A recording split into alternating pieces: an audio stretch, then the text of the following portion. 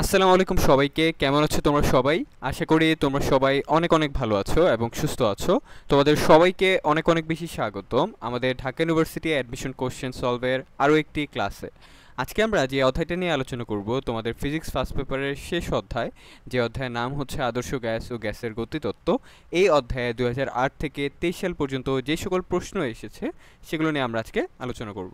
তাহলে চলো আজকে আমরা আলোচনা করে আসি। এর আগে আমরা হচ্ছে এই ফিজিক্স ফার্স্ট পেপারের উপর ঢাকা ইউনিভার্সিটির অ্যাডমিশন কোশ্চেন সলভ করেছি। এখানে তোমার বেসিকলি যে যে অধ্যায়গুলোর উপর ক্লাস করেছি সেই সকল অধ্যায়ের লিঙ্ক তুমি হচ্ছে ডিসক্রিপশনে পেয়ে যাবো। তো তোমার যে অধ্যায়টা প্রয়োজন তুমি অবশ্যই ক্লাসগুলো করে নিও। ইতিমধ্যে ভেক্টর, কাজ, শক্তি, ক্ষমতা এবং পদার্থের গাঠনিক ধর্ম 3টি অধ্যায় আপলোড করে দেওয়া হয়েছে। আজকে হচ্ছে আমাদের চতুর্থ নাম্বার ক্লাস, যেখানে আমরা অধ্যায় 10 নিয়ে আলোচনা করব। ওকে, লেটস বিগিন। প্রথম কোশ্চেনটা গত বছর এসেছিল। কি দেয়া আছে কোশ্চেনে দেখো, দুটি এক পরমাণুক আদর্শ গ্যাস পরস্পরের সাথে তাপীয় সাম্যাবস্থায় আছে। তো পরস্পরের সাথে তাপীয় সাম্যাবস্থায় মানে কি? মানে হচ্ছে দুই জায়গায় হচ্ছে টেম্পারেচার সেম, অর্থাৎ তোমার হচ্ছে T1 এবং T2 দুইটা হচ্ছে সেম, অর্থাৎ এটাকে সহজ কথায় তোমার হচ্ছে তাপমাত্রাটা এখানে থাকবে কি কনস্ট্যান্ট। যেহেতু এখানে এ আর বি গ্যাসের কথা বলছো, তাহলে এখানে হবে TA ইকুয়াল টু TB। দুই জায়গায় হচ্ছে তাপ মাত্রা আমার এখানে সেম থাকবে, অর্থাৎ সমষ্ণ প্রক্রিয়া আমরা বলতে পারি। তারপর বলছে এ গ্যাস m ভরের অণু দ্বারা গঠিত এবং বি গ্যাস 4m ভরের অণু দ্বারা গঠিত।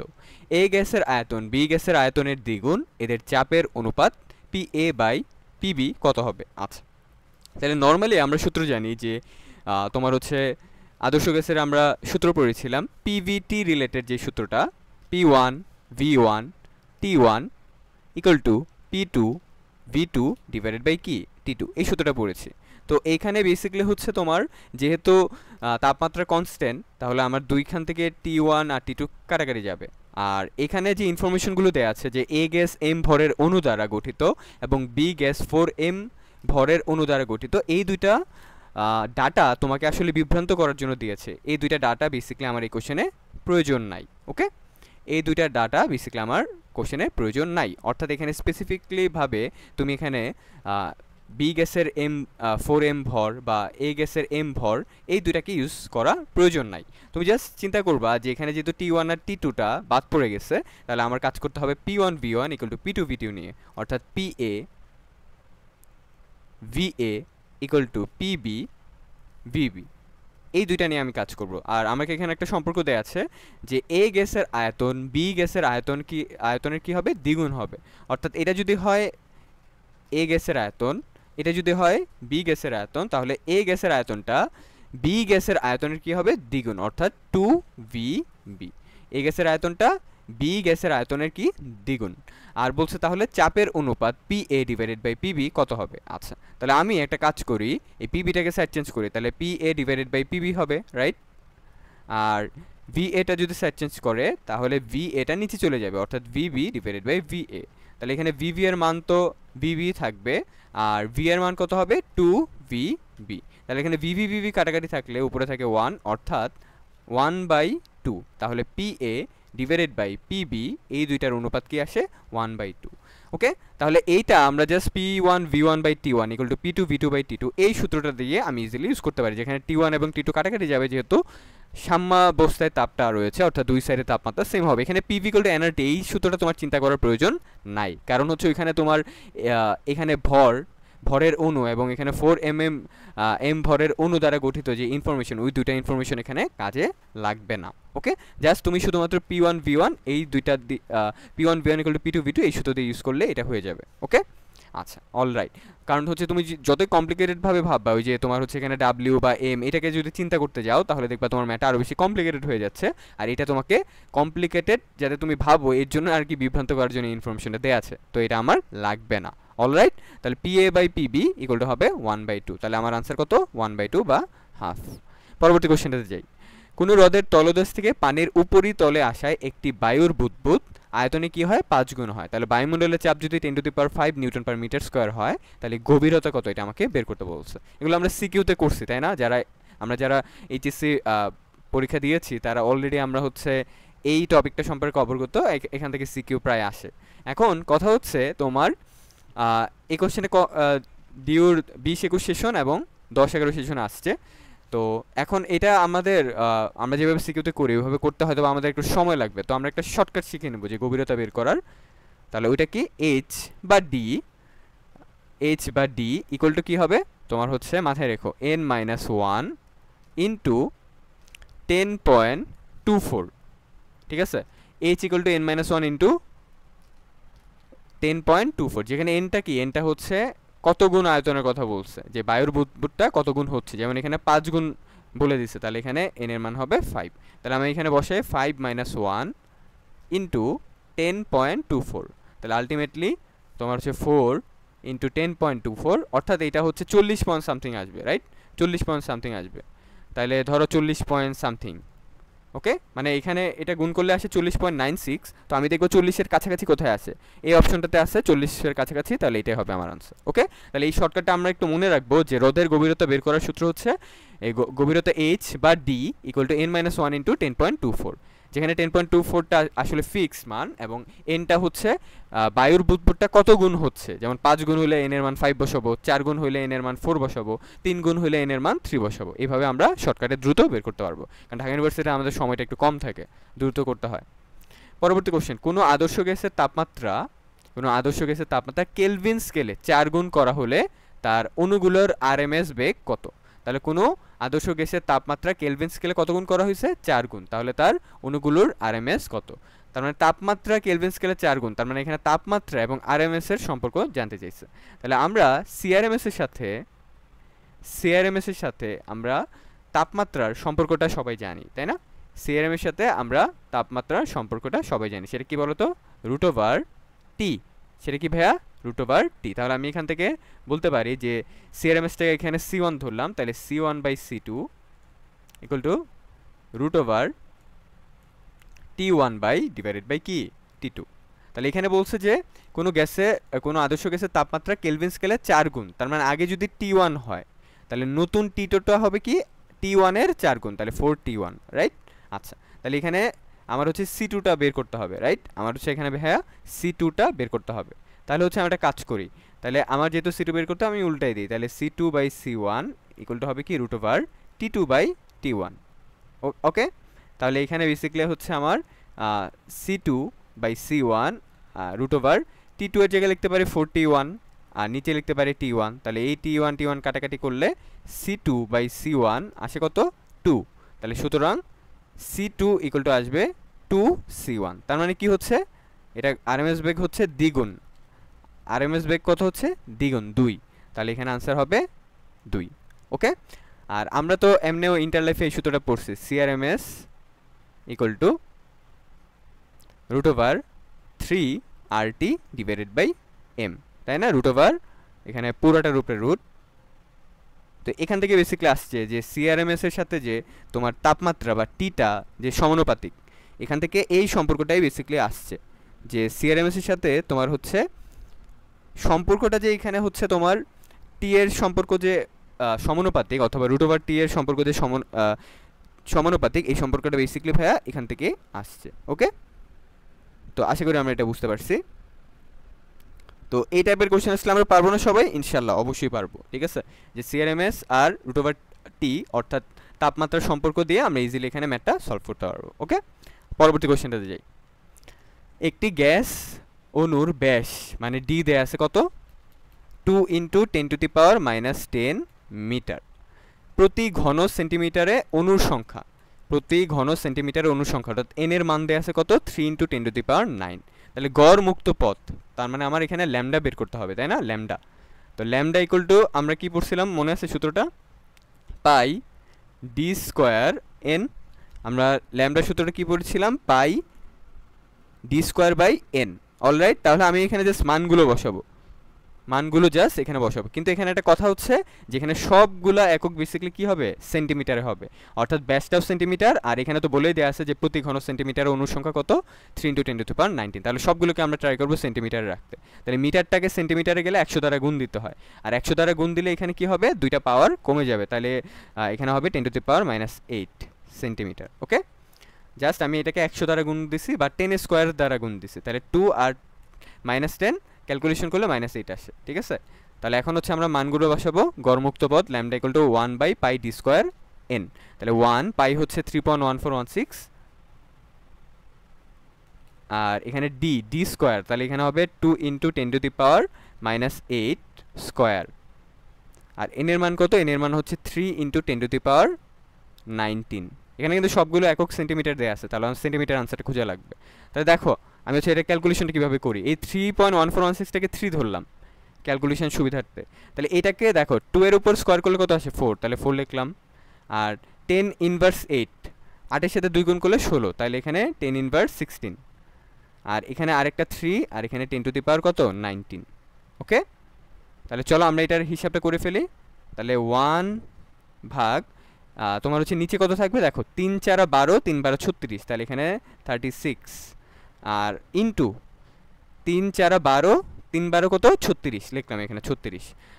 3 × 4 = 12, 3 × 12 = 36, আর এখানে 10⁻⁻6 আর 19। 19 থেকে 6 বাদ দিলে কত হয়? 19 থেকে যদি আমি 6 না বেসিক্যালি 16, 19 থেকে যদি 16 বাদ দিই কত হয়? 3, তাহলে এখানে হবে 36 × 10⁻3। ঠিক আছে, এটা কিন্তু পজিটিভ 19, 19 থেকে 16 বাদ দিলে 3।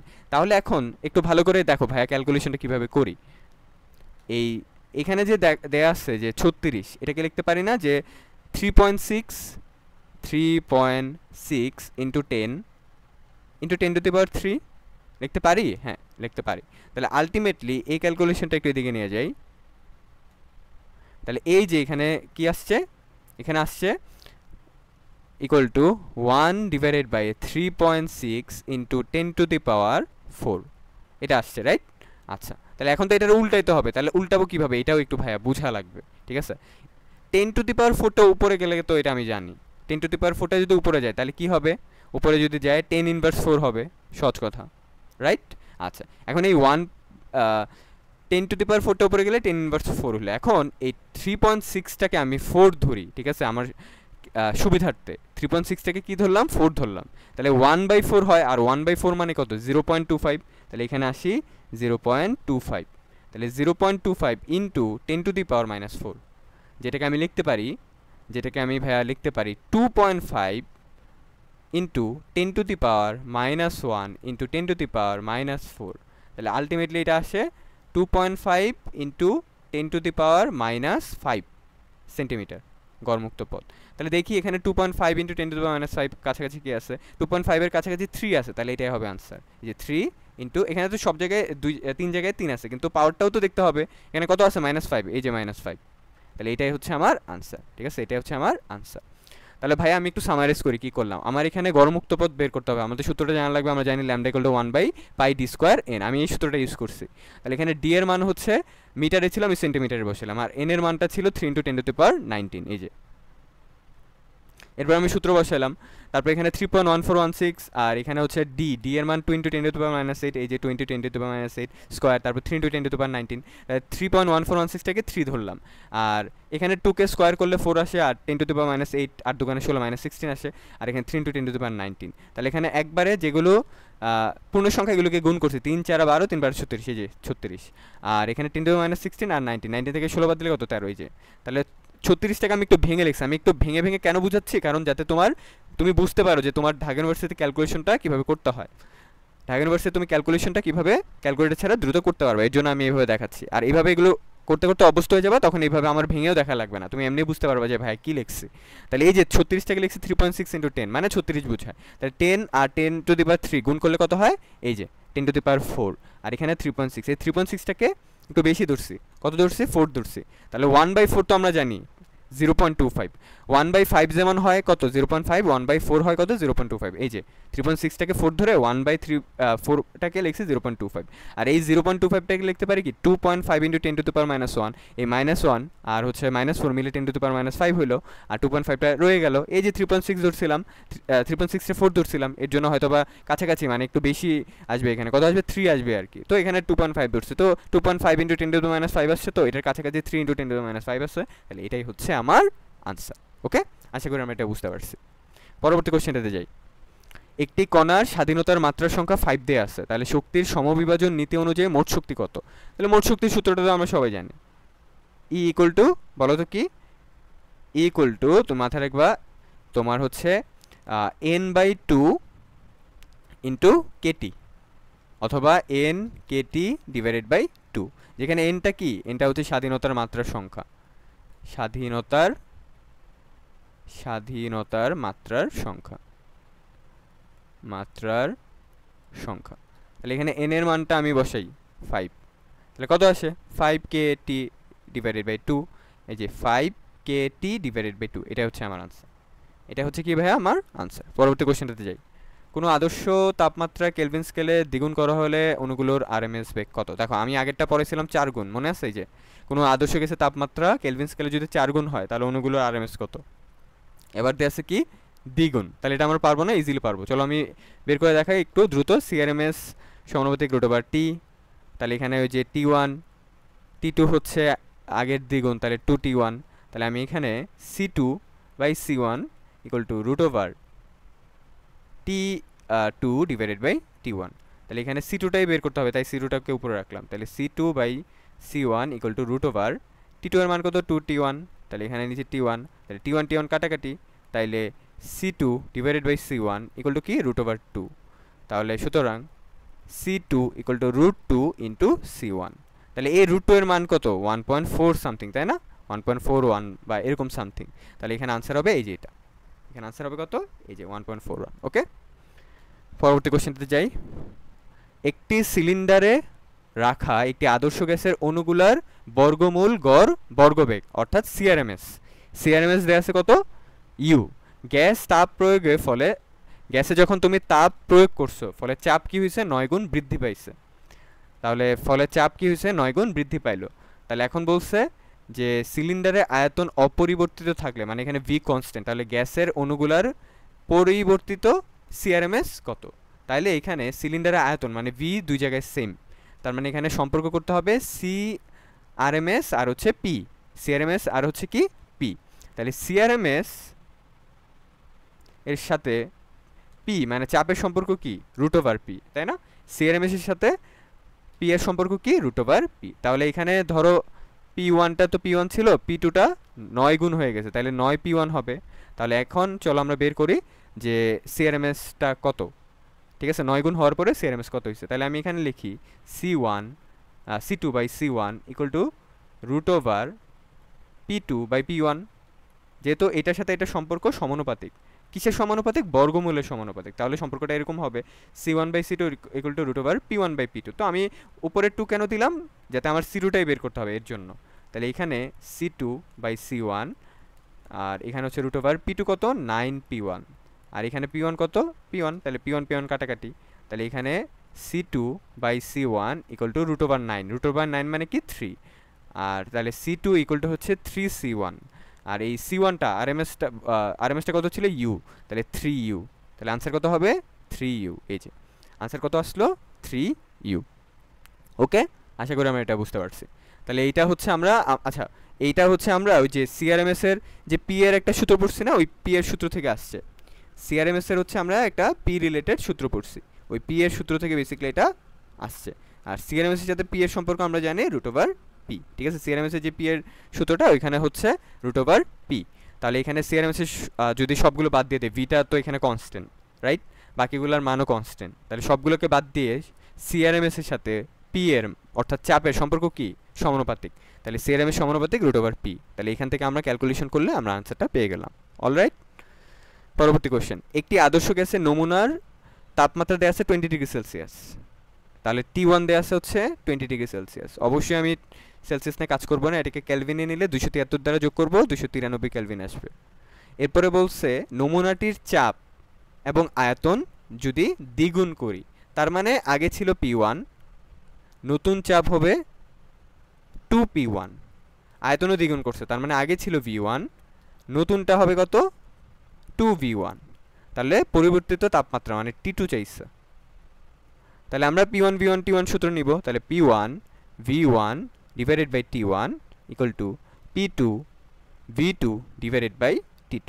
তাহলে আমি একটা কাজ করি, T2টাকে ওই সাইডে পাঠাই, মানে T2 নিচে আছে তো T2 এর মান বের করতে হবে, তাই নিচে আছে ওই সাইডে পাঠাই, আর এইখানে যে আছে সবগুলোর ওই সাইডে পাঠাই, অর্থাৎ T2টারে বাম সাইডে পাঠাই আর বাম সাইডে যেগুলো আছে P1 V1/T1 এগুলোরে ডান সাইডে পাঠাই। তাহলে T2 equal to P2 V2 আর এই T1টা ওই সাইডে গেলে T1 হয়ে যায় উপরে, আর এই P1 V1টা নিচে চলে যাবে, P1 V1। তাহলে আলটিমেটলি আমি যদি P2 এর মান বসাই তাহলে এটা হবে 2P1, V2 এর মান বসাইলে এটা হবে 2V1, আর T1 এর মান বসাই 293। আর এখানে হচ্ছে P1 V1, তাহলে এই যে V1 V1 কাটাকাটি, P1 P1 কাটাকাটি, তাহলে এখানে 2 ছিল, এখানে 2, 2 দোকানে 4, রাইট? 2 দোকানে 4, আর 4 এর সাথে 293 গুণ হবে। আচ্ছা, 4 এর সাথে 293 গুণ হলে কত হয়? 293 আমার ক্যালকুলেশন সহজ করার জন্য 300 ধরি, তাহলে 1200 আছে, 1200 কেলভিন। তাহলে 1200 কেলভিনটারে আমি হচ্ছে বেসিক্যালি সেলসিয়াসে নিব। কি নিব? সেলসিয়াসে। 1200 কেলভিনটাকে আমি যদি সেলসিয়াসে নেই তাহলে এটাকে কি করতে হবে বলো তো? কেলভিন, সেলসিয়াস থেকে কেলভিনে গেলে 273 দ্বারা যোগ করি, আর তাহলে কেলভিন থেকে সেলসিয়াসে গেলে 273 দ্বারা বিয়োগ করব। তাহলে ধরো 300 দ্বারাই বিয়োগ করলাম, তাহলে 800 সামথিং আসবে, অথবা মানে একটু বেশি আসবে। আচ্ছা, 800-র উপরে বা কিছু একটা আসবে আর কি। তাহলে 1200 কেলভিন থেকে আমি যদি তোমার 300টা বাদ দিই তাহলে কত আসে? 900। 900 কি ডিগ্রি সেলসিয়াস, কারণ আমি কেলভিন থেকে কিসে কনভার্ট করছি? সেলসিয়াসে। তাহলে এটা অপশন অনুযায়ী আমি তাকাইলাম আর কি, যে 900 আসবে, তাহলে এখানে 900 ডিগ্রি সেলসিয়াস, এটা হচ্ছে আনসার। তাহলে বুঝতে পারছো আমার ক্যালকুলেশন সুবিধাতে কোথায় কোথায় ধরা লাগতেছে। 293 ছিল, এটার আমি 300 ধরছি। তাহলে এখানে যখন P1 P1 V1 V1 কাটাকাটি গেল, তাহলে 2 দোকানে 4 ছিল, 4-এর সাথে 293কে 300 ধরলে 1200 আসে। এই 1200 থেকে যখন আমি 273 বাদ দিব না, কারণ সেলসিয়াস থেকে ক্যালভিনে গেলে আমি 273 দ্বারা যোগ করি, তাহলে ক্যালভিন থেকে সেলসিয়াসে গেলে 273 দ্বারা বিয়োগ করতে হবে, তাহলে 273 না, আমার ক্যালকুলেশন সুবিধার্থে 300 দ্বারা বিয়োগ করি, তাহলে 900 আসে, তাহলে 900 আনসার। ওকে, পরবর্তী কোশ্চেনটাতে যাই। টি তাপমাত্রায় আদর্শ গ্যাসের ক্ষেত্রে একটি অণুর গতিশক্তি কত? তাহলে একটি অণুর গতিশক্তি আমরা জানি কে ইকুয়াল টু কি বলো তো? 3/2 KT। এটা তো আমরা সূত্রই পড়ছি, যেখানে কেটা কি ছিল? বোল্টজম্যান ধ্রুবক, তাই না? তাহলে কে ইকুয়াল টু 3/2 KT, এই যে এটা 3/2 KT, এটাই আমার আনসার।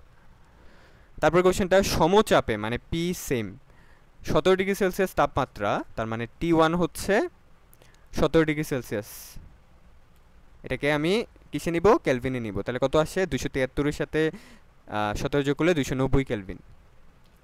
তাপমাত্রার 2 লিটার বায়ুকে 3 লিটার আয়তন করার জন্য, তাহলে 2 লিটার বায়ু অর্থাৎ V1 হচ্ছে 2 লিটার, তাহলে V2 হয়ে গেল কত? 3 লিটার। তাহলে তাপমাত্রা কত বৃদ্ধি করতে হবে? এখানে বলে নেই যে তাপমাত্রা কত রাখতে হবে, তাপমাত্রা কত বৃদ্ধি, তার মানে নতুন একটা তাপমাত্রা বের করব, এরপরে আগের তাপমাত্রার সাথে ডিফারেন্স বের করব, শেষ। ঠিক আছে, তাহলে আমি T2টা আগে বের করি, তারপর পুরাতনটার সাথে ডিফারেন্স বের করব। সমচাপ, তাহলে P1 P2 কাটাকাটি, তাহলে আমি এখানে V1 by V2 equal to কোন সূত্র ইউজ করব? T1 by T2। বের করতে হবে কি? বের করতে হবে T2 এর মান। তাহলে T2টাকে ওই সাইডে পাঠাই, বাম সাইডে পাঠায়, আর V1 V2টাকে ওই সাইডে পাঠাই। তাহলে T2 ইকুয়াল টু T1, V2টা ওই সাইডে গেলে V2, আর নিচে হচ্ছে V1। তাহলে এখানে T1 হচ্ছে কত? 290, তাহলে এটাকে 300 ধরি, কি বলো? 300 ধরলাম। আর এখানে হচ্ছে V2টা হচ্ছে কত? V2টা হচ্ছে তোমার 3, আর V1টা কত? 2। তাহলে 2 এর সাথে 300 যদি কাটাকাটি করি তাহলে 150 আসে। 150 সাথে 3 গুণ করলে কত হয়? 3 15 45, 450। তাহলে 450 কি? কেলভিন। তাহলে 450 থেকে এখানে যদি ধরো, আচ্ছা এখানে মানগুলো আবার একটু 2 4 2 2 5 এভাবে দেয়া, তাহলে এটাকে 300 না ধরে 290 ধরি, তাই না? এটাকে হচ্ছে 300 না ধরে 290 ধরি, কারণ হচ্ছে কারণ মানগুলো এমনভাবে দেয়া যে ডিফারেন্সগুলো খুবই কম, তো একটু একটু কম হইলেই মারা। ঠিক আছে, অপশনগুলো দেখে একটু খেয়াল রাখতে হবে। তাহলে এখানে 300 না ধরে 290 ধরি, 300 না ধরে 290 ধরি, 290 দিয়ে ক্যালকুলেশন পারবো, পারবো না? আমরা অবশ্যই পারবো। দেখো, তাহলে এখানে ধরো 290 ছিল, তাহলে 2 দ্বারা যদি এটা কাটি তাহলে 145 হবে, রাইট? 145। এখন 145 3 তো গুণ করতে পারবো, 3 5 15, হাতে আছে 1, 3 4 12, আর 1 13, আর এখানে হচ্ছে 3 একে 3, 335, 335 কেলভিন, রাইট? আচ্ছা, এখন 335 থেকে 290 বাদ দাও, 335 থেকে 290 বাদ দাও, 335, কারণ আমরা জানি সেলসিয়াসের যে পার্থক্য বা কেলভিনের পার্থক্য কি? সেম। তাহলে এখানে আমি কেলভিন মানে 335 কেলভিন আর 290 কেলভিনের যে পার্থক্যটা বের করব, সেলসিয়াসের পার্থক্য একই হবে, তাই এটাকে কষ্ট করে সেলসিয়াসে কনভার্ট করার প্রয়োজন নাই। তাহলে এখানে লিখি 290, তাহলে এখানে তোমার হচ্ছে 5, আর এখানে হচ্ছে 9 4, তাহলে এখানে হচ্ছে কত আসে? এইখানে বেসিক্যালি আসে তোমার হচ্ছে, আচ্ছা এখানে তো তোমার হচ্ছে 300, 3 5 15, 3 4 12, 2 হাতে আছে 1, 3 1 3 4, আচ্ছা এটা 435 হবে। এটা আমার একটু মুখে মুখে ক্যালকুলেশন ভুল হয়েছে, এটা 435 হবে, কারণ এখানে আমি যেটা আনসার বের করতে চাচ্ছি ওটা তো ইয়াতে নাই, অপশনে নাই। তার মানে আমার ক্যালকুলেশন কোথাও ভুল হয়েছে। এই যে 145-এর সাথে 3 গুণ করলে কত হয়? 435। 150-এর সাথে যখন 3 গুণ করছিলাম কত লিখছিলাম? 450 না? তাহলে 145-এর সাথে 3 গুণ করলে 15 কমবে, কারণ 5 কমাইছে এখানে, তাহলে 15 কমলে কত হয়? 435। 3 5 15, 5 হাতে আছে 1, 3 4 12 আর 1 13, 3 হাতে আসছিল 1, ওই একটা ধরি নেই আর কি আমি। তাহলে 3 1 3, 3 আর 1 যোগ করলে 4, এই যে 435। তাহলে এখানে 435 হবে। তাহলে এখানে কত আসে? 145। তাহলে এখানে আনসার আসবে 145। ওকে, এটা একটু সামারাইজ করি। এখানে হচ্ছে তোমার সমচাপ, মানে পি দুই জায়গায় সেম, পি নিয়ে কাজ করবো না। T1 ছিল 17°C, এটাকে কেলভিনে নিলাম 290। আয়তন ছিল V1 2 লিটার, V2 হচ্ছে 3 লিটার। এখন তাপমাত্রা কত বৃদ্ধি করতে হবে এটা বের করতে বলছে, তার মানে এখন বের করতে হবে নতুন তাপমাত্রা কত আসে T2টা, এরপরে আগের তাপমাত্রা, এই তাপমাত্রা ডিফারেন্সটাই হচ্ছে তাপমাত্রা কত বৃদ্ধি করতে হবে, এটা পেয়ে যাব। তাহলে আমার T2টা লাগবে, তাহলে T2 আমি যখন এখানে লিখছি T1 V2 divided by V1, তাহলে এই T1 এর মান 290 আর ইন্টু V2 এর মান 3 আর V1 এর মান 2, তাহলে 2 এর সাথে 290 কাটাকাটি করলে 145 থাকে। 145 সাথে 3 গুণ করলে আমরা হাতে হাতেই করবো, এটা দ্রুত হাতে করতে পারি।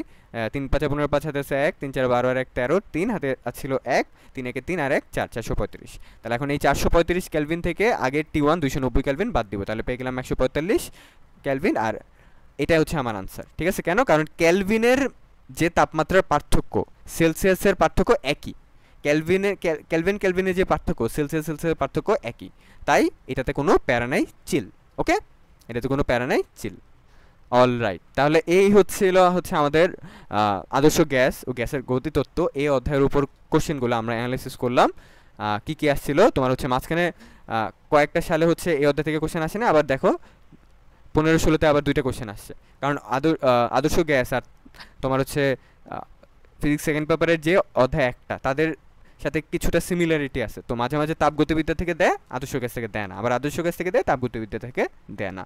তো মাঝে মাঝে আবার হচ্ছে তোমার 2টা থেকেও দেয়। ঠিক আছে, ডিপেন্ড করে, তাই কোনো অধ্যায় স্কিপ করা যাবে না, প্রতিটা অধ্যায় কি ইম্পর্টেন্ট। ওকে, তাহলে হচ্ছে এই ছিল আমাদের কোশ্চেন নিয়ে অ্যানালাইসিস। তো আজকের ক্লাসটা আমাদের এতটুকু পর্যন্তই। পরবর্তীতে আমরা আরেকটা অধ্যায় নিয়ে আলোচনা করব। ততক্ষণ পর্যন্ত সবাই ভালো থেকো, সুস্থ থেকো, এবং ক্লাসটি ভালো লাগলে অবশ্যই ফ্রেন্ডদের সাথে শেয়ার করো। Sharing is caring. আল্লাহ হাফেজ সবাইকে, আসসালামু আলাইকুম।